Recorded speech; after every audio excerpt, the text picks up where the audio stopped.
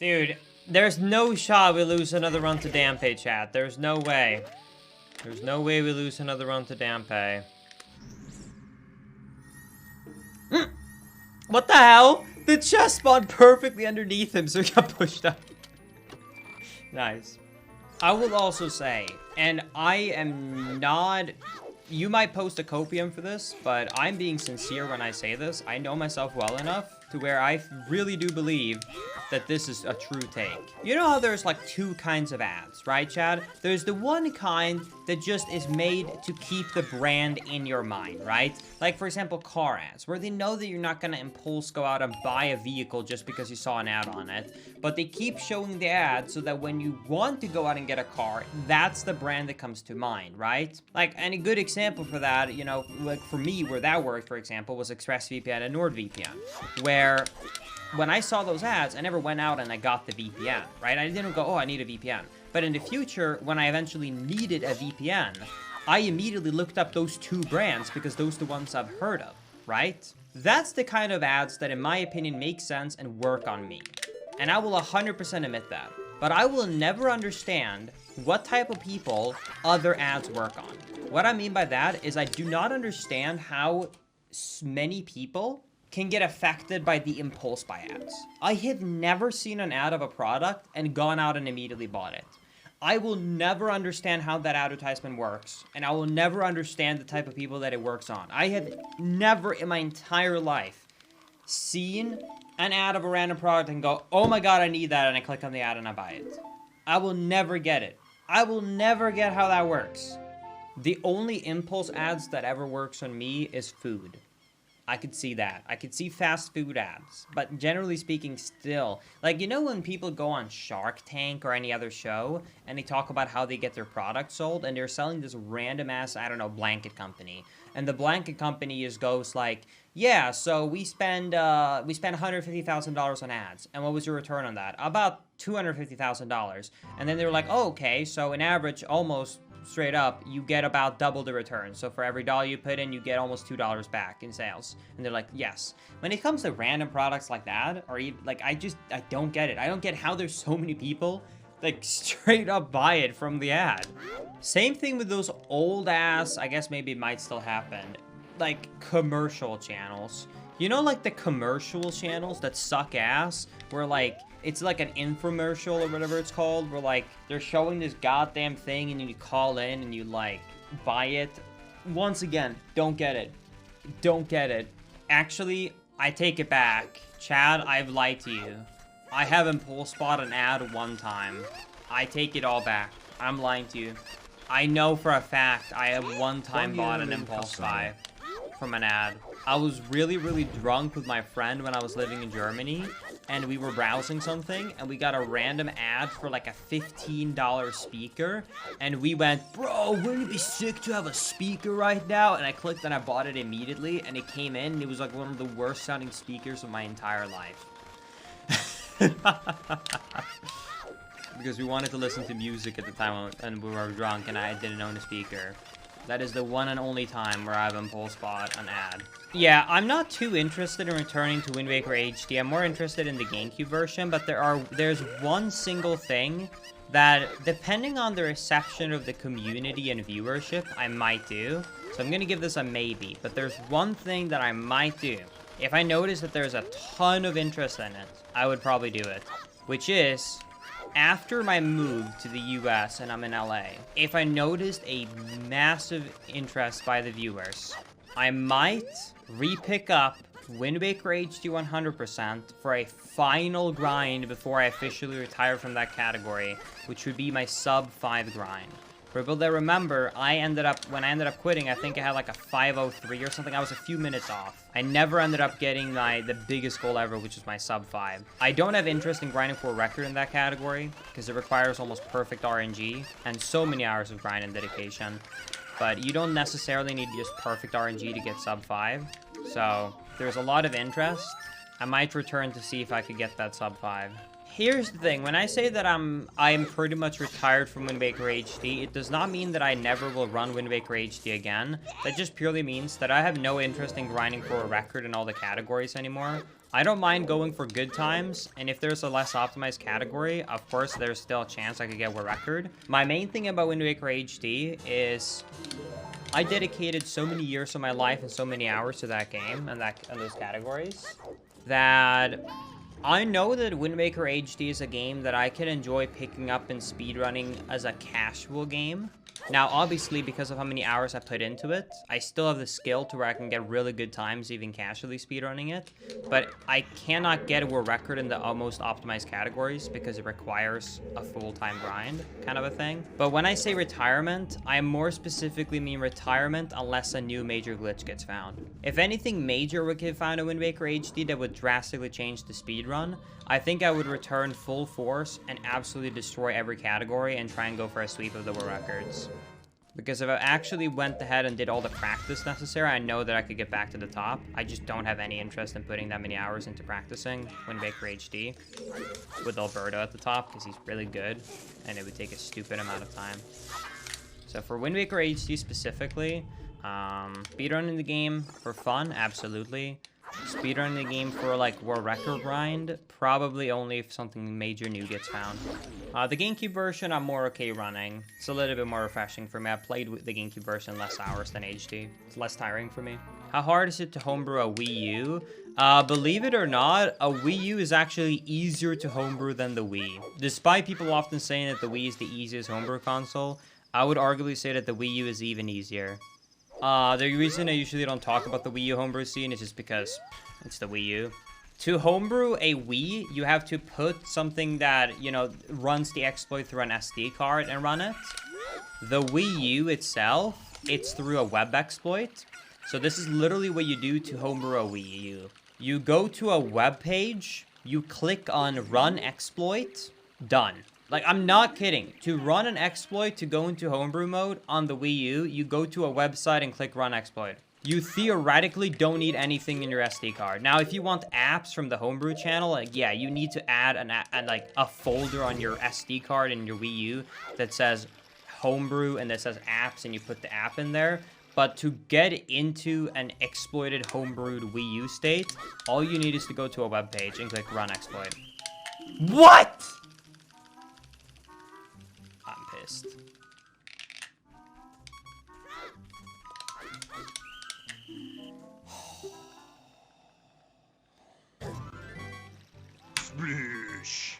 Not back to intro.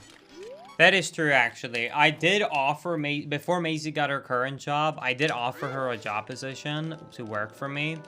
But the job that I would have her do, she was like, I don't know how to do it, and I would be really bad at it.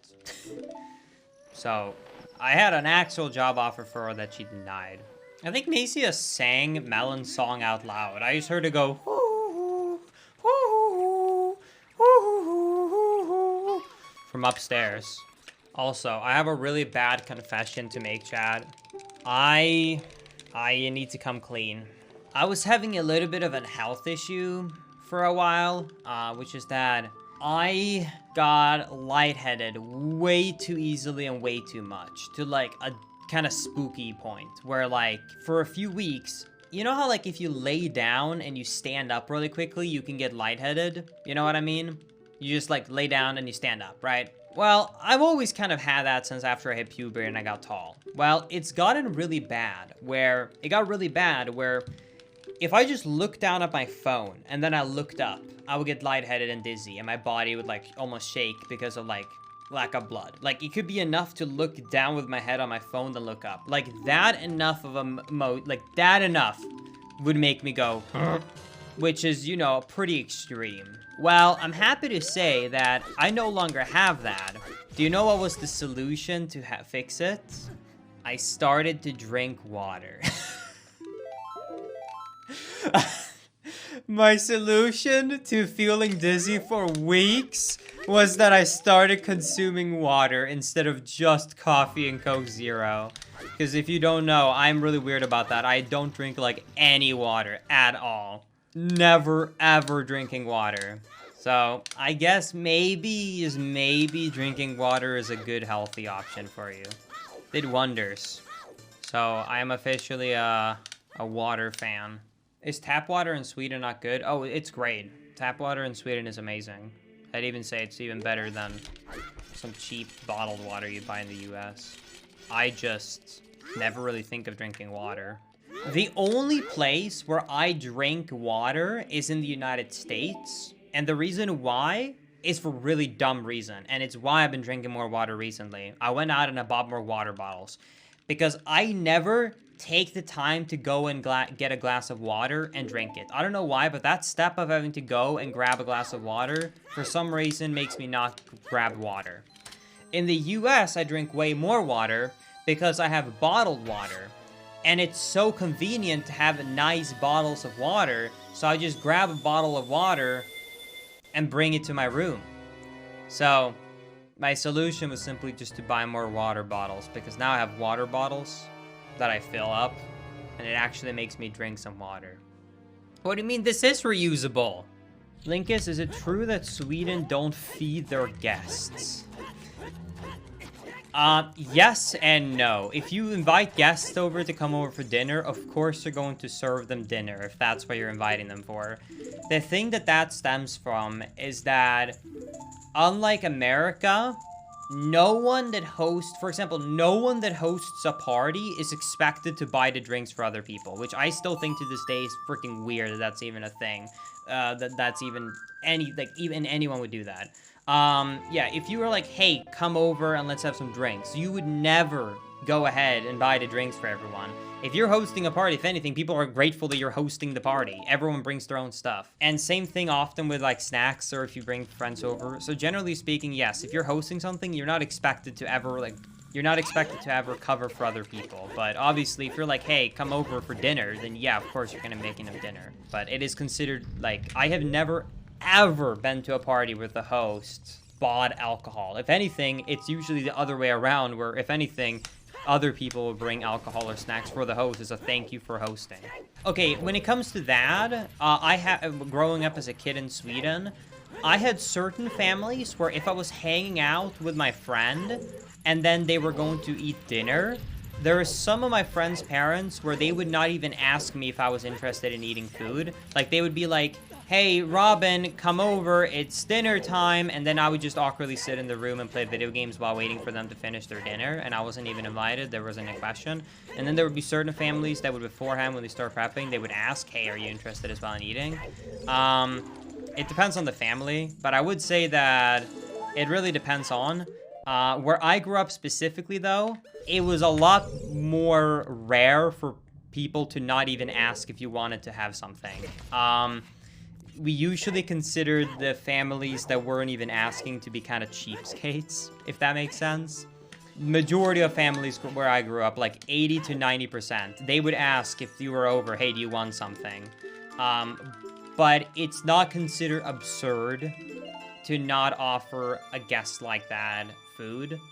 So it really depended on the family. But I would say that it happens, probably more than America, but it still is considered a little bit weird, champ, even in Sweden. It's just probably more socially acceptable to do it. I mean, I understand both sides. I understand, like, if I'm, let's just imagine the picture where I'm a parent, I have a kid, and he's bringing friends over. Is it gonna add cost to our budget, by constantly having to feed an extra kid's mouth? Absolutely. However, what I would personally imagine if I was a parent is, A, I would feel too bad to not offer the other kid food. Second of all, how I'm kind of imagining it is the cost saving is so little because kids eat very little food. So I would personally always offer if they had a friend over. I probably maybe wouldn't if there was a ton of people over. Like, where it wasn't considered weird was if there was a lot of people over. Like, sometimes we're at a friend's place and we're like 4 or 5 kids and we're all sitting over playing Halo. I totally get that the parents are not going to make food for 5 extra people, right? That completely made sense and was never considered weird and was very normal where I was growing up. But when it was just me and one other friend, then, yeah, it was more or less expected that you were going to be provided food.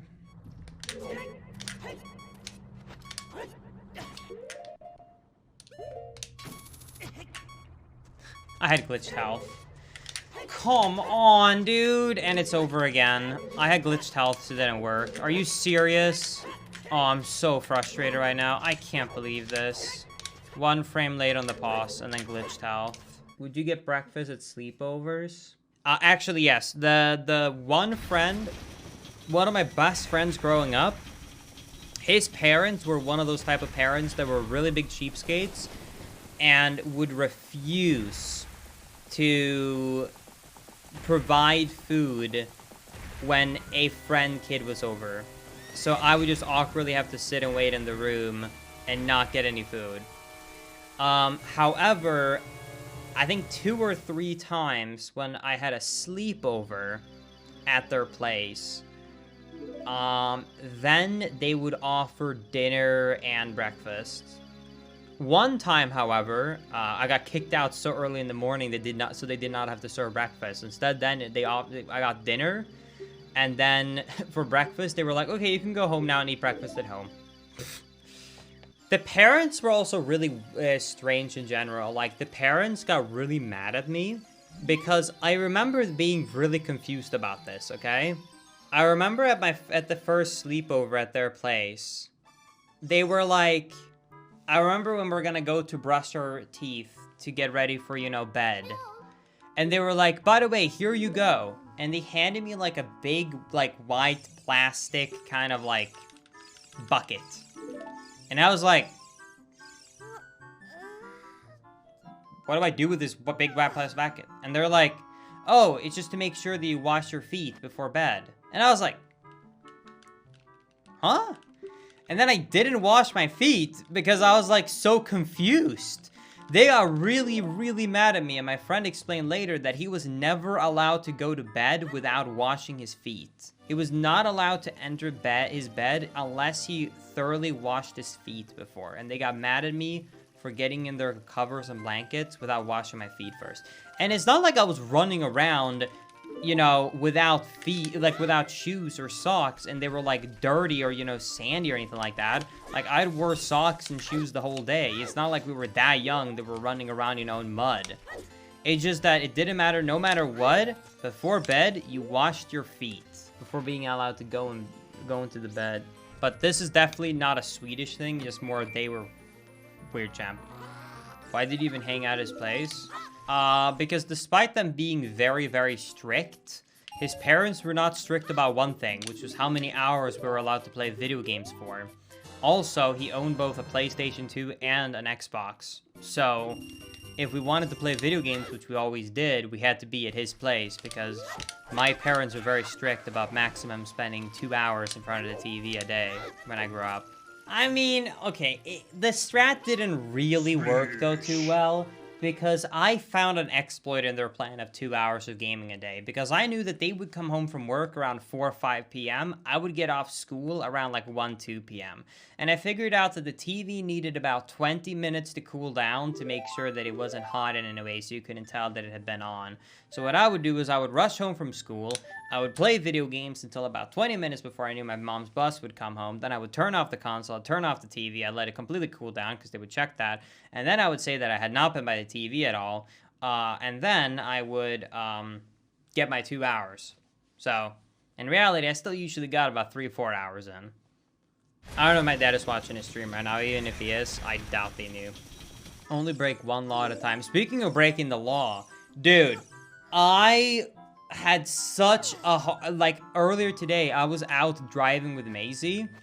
And because I cannot take a single driving instance on my record, like, because, you know, I'm in the visa process and it would be really bad.